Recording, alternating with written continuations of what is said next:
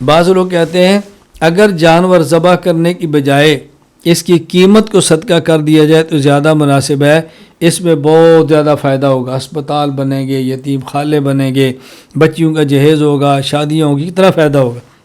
جواب، ہم کہتے ہیں یہ اعتراض اس وجہ سے ہے کہ آپ نے اسلام کا مالیاتی نظام نہیں پڑھا۔ اسلام کا مکمل مالیاتی نظام موجود ہے۔ مثلا اسلام نے سونے اور چاندی سامان تجارت سے زکوٰۃ رکھا ہے، پیداوار میں عشر رکھے ہیں، مستقل بیت المال کا نظام بنایا ہے، پھر اس کے علاوہ صدقات نافلہ رکھے ہیں۔ تو اسلام کا تو پورا کا پورا معاشی نظام موجود ہے۔ قربانی کا مقصود کوئی معاشی کسی کا تعاون کرنا نہیں، بلکہ قربانی کا تو مقصود ہی کچھ اور ہے۔ اس لیے قربانی کا مقصد یہ نہیں کہ معاشی استحکام وغیرہ ہو، قربانی کا مقصد یہ ہے کہ جب انسان کے پاس سونا ہے اس میں سے بھی کچھ صدقہ کرے، چاندی ہے اس میں سے بھی صدقہ کرے، اگر اس کے پاس پیداوار ہے عشر اس میں سے بھی صدقہ کرے، اگر اس کے پاس کوئی جانور ہیں تو اللہ کے نام پر جانور بھی ذبح کرے۔ قربانی کا مقصود تو یہ ہے، وگرنہ ضروریات کو پورا کرنے کے لیے اسلام کا مالیاتی نظام مستقل موجود ہے، اس لیے کوئی اشکال کی بات نہیں ہے۔ ایک اور شبہ کیا ہے کہ جی قربانی میں محض جانور کو ذبح کرتے ہیں، خون بہہ جاتا ہے اور اس کے اور کچھ فوائد نہیں۔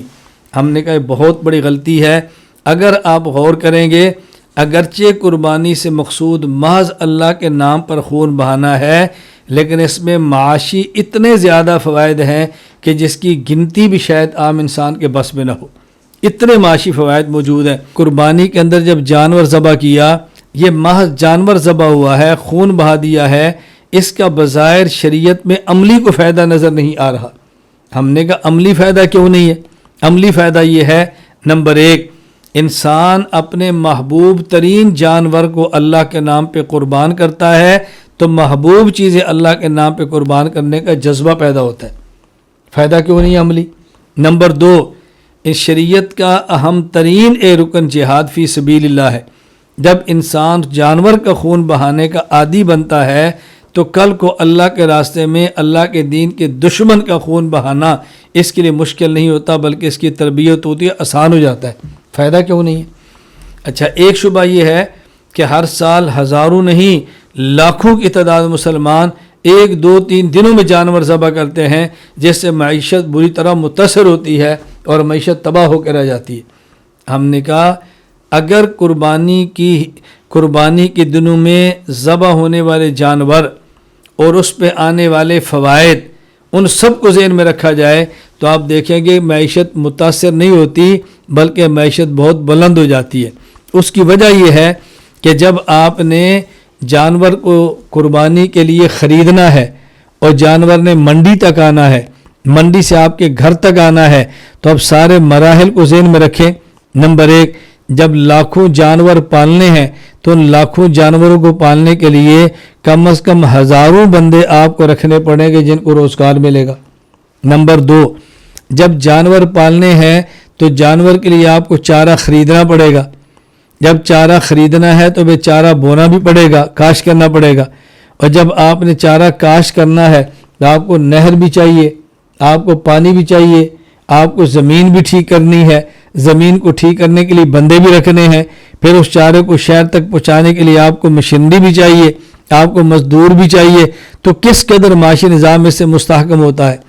پھر جو جانور آپ نے قربانی کے اندر دینا ہے اس جانور کے دودھ کو استعمال کرنا چاہیں تو کر سکتے ہیں، تو آپ بتائیں کتنا بڑا دودھ آپ کو وافر مقدار میں ملنا شروع ہو جائے گا۔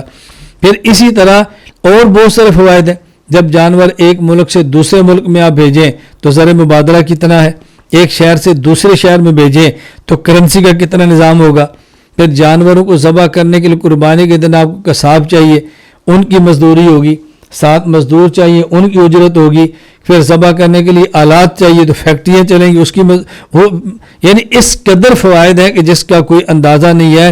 محض اور محض اعتراض اور کچھ بھی نہیں ہے۔ جانور ذبح ہو گیا، پھر آپ نے اگر قیمہ کر کے کھانا ہے تو آپ کو مشینیں چاہیے، اور اگر آپ نے گوشت پکانا ہے تو آپ کو مسالے چاہیے، اگر آپ نے گوشت غریبوں میں تقسیم کرنا ہے تو آپ کو شاپر چاہیے۔ آپ بتائیں کیا کچھ آپ کو چاہیے ہوگا۔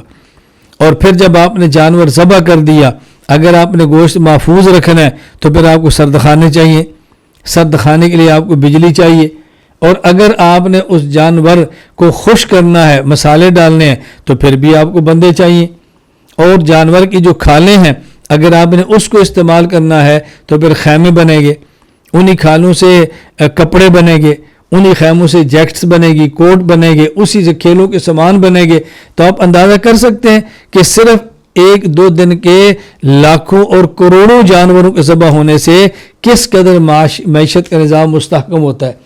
شریعت کا کوئی بھی ایسا حکم نہیں کہ جیسے اسلامی معیشت یا دنیا کی معیشت کے اوپر اثر پڑتا ہو، بس اللہ تعالیٰ بات سمجھنے کی توفیق عطا فرما دے۔